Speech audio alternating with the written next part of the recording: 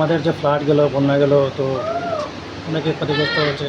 তো সামনে আমাদের যে এখনই বিশ্বকর্মা পূজা, সামনে দুর্গা পূজা, পরবর্তী সময় কালী পূজা, তো অনেকগুলো পরিবার রয়েছে যে মানে কোনো ধরনের নিউ যে বস্ত্র কেনাকাটা করবে তার সামর্থ্য নেই। তো আমরা যে বিশ্বপূজার যে কালেকশন হয়েছে, প্লাস কন্ট্রাক্টর তরফ থেকে আমরা যে কালেকশন কন্ট্রাক্টর হেল্প করেছে, সাহায্য করেছে, তো আমরা এর থেকে অল্প কিছু পয়সা করে মানে সেভিংস করে, তো আমরা যারা মানে সমাজের যারা পিছিয়ে পড়া লোক, তাদেরকে আমরা একটু করেছি, হেল্প করেছি।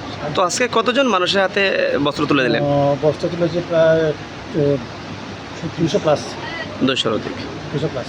আচ্ছা, এ ধরনের সামাজিক কর্মকাণ্ড কি আগামী দিনেও আপনাদের অবশ্যই পানীয় জল স্বাস্থ্য বিধান দপ্তরের তরফ থেকে জারি থাকবে? অবশ্যই।